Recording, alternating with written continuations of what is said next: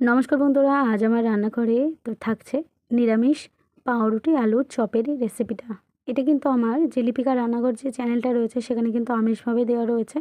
চাইলে তোমরা যারা পেঁয়াজ রসুন আদা খাও তারা কিন্তু অবশ্যই সেখান থেকে এই রেসিপিটা আবার দেখে নিতে পারো। আজকের আমি কিন্তু নিরামিষ রান্নাঘরে এটা নিরামিষভাবেই বানাবো। তো তার জন্য বেশ কয়েকটা পাউরুটি নিয়েছি, আর পাউরুটিগুলো ছুরি দিয়ে এরকম কোণ বরাবর কেটে নিচ্ছি। তো পাউরুটিগুলোকে সবগুলোকে এরকমভাবে সুন্দর করে কেটে প্রথমে রেডি করে নেব। পাউরুটি কেটে নেওয়া হয়ে গেছে। এবার আমি এখানে দেখো সেদ্ধ করা আলু নিয়েছি। এখানে 3টে আমি সেদ্ধ করা আলু নেব। আর এবার একটা গ্রেটারের সাহায্যে আলুগুলোকে ভালোভাবে গ্রেট করে নেব। গ্রেট করে নিলে একটা সুবিধা হয় আর কি, যে গোটা গোটা মতো থাকে সেটা আর থাকে না, ভালোভাবে মসৃণ করে মাখানো যায় আর কি। তো এবার আলুটা গ্রেট করে নিয়েছি। এবার আমি এর মধ্যে দিয়ে দিচ্ছি পরিমাণ মতো লবণ। আলুর মধ্যে লবণ দেওয়া হয়ে গেছে। দিয়ে দেবো এর মধ্যে 2টো শুকনো লঙ্কা শুকনো খোলায় ভেজে আমি শিলে গুঁড়ো করে রেখেছি, সেই চিলি ফ্লেক্সটা এর মধ্যে দিয়ে দিলাম। এবার আমি ঘরোয়া যে মশলাগুলো হয় আর কি, যে সমস্ত গোটা মশলা ধনিয়া জিরা মৌরি গোলমরিচ গরম মশলা, সেগুলো একসাথে ভেজে দেখো একটু গুঁড়ো করে রেখেছিলাম, সেই গুঁড়োটা 2 চিমটি মতো দিয়ে দিলাম। এবার আমি দিয়ে দেবো এর মধ্যে গোলমরিচের গুঁড়ো, সেটাও 2 চিমটি দিয়ে দিলাম। দিয়ে দিচ্ছি 2-3টে কাঁচা লঙ্কা কুচি কুচি করে কেটে। এবার হাত দিয়ে ভালো করে আলুটাকে মিশিয়ে নেব। এই পাউরুটির চপটা না খেতে খুবই সুস্বাদু হয় টমেটো সসের সাথে। সন্ধ্যাবেলা কিন্তু অবশ্যই একবার এই রেসিপিটা ট্রাই করে দেখতে পারো, আশা করছি খুব ভালো লাগবে। আমরা কিন্তু প্রায় বাড়িতে এই রেসিপিটা বানাই। বাড়িতে পাউরুটি যখন সকালে আনা হয় থেকে যায় সেই পাউরুটি সন্ধে পর্যন্ত, তখন কিন্তু এই রেসিপিটা চট করে বানিয়ে নিই। আর বানাতে কিন্তু খুব একটা বেশি সময় লাগে না, আর ঘরে থাকা সামান্য কয়েকটা উপকরণ দিয়েই কিন্তু বানানো হয়ে যায়। তো এরকমভাবে আলুর পুর মাঝখানে দিয়ে সমস্ত রুটিগুলো কিন্তু রেডি করে নেব। তো চলো, এখানে আমি বেশ কয়েকটা রুটি রেডি করে নিয়েছি।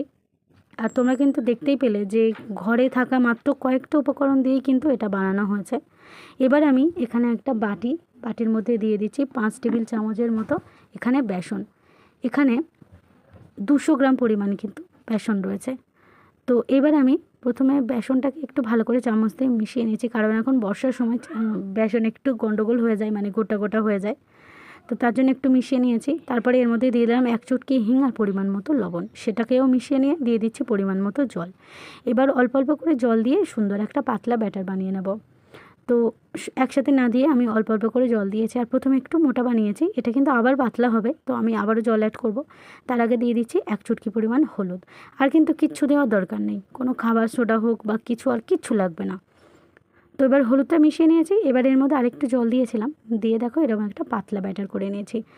আলুর চপটা বানাতে গেলে যেরকম মোটা ব্যাটার হয় সেরকম মোটা নয়, এটা একটু পাতলাই হবে ব্যাটারটা।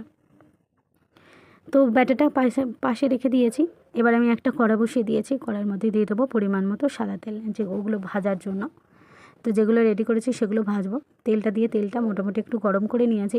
আর এইবার পাউরুটির যে আলুর পুর দিয়ে পাউরুটিগুলো রেডি করেছিলাম সেগুলোকে এরকম ব্যাটারের মধ্যে, বেসনের ব্যাটারে ডুবিয়ে তেলের মধ্যে ছেড়ে দিচ্ছি।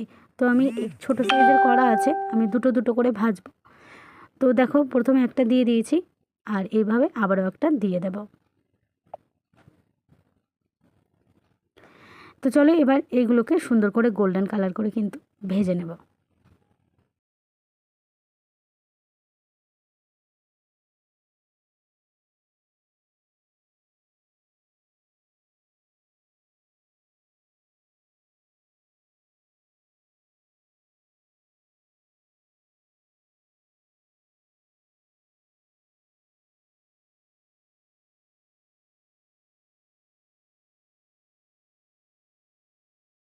তো দেখো পাউরুটির চপ দুটো কিন্তু ভাজা হয়ে গেছে। এবার এই দুটোকে তেল থেকে তুলে নেব, আর বাদ বাকিগুলো কিন্তু সুন্দর করে ভেজে নেব।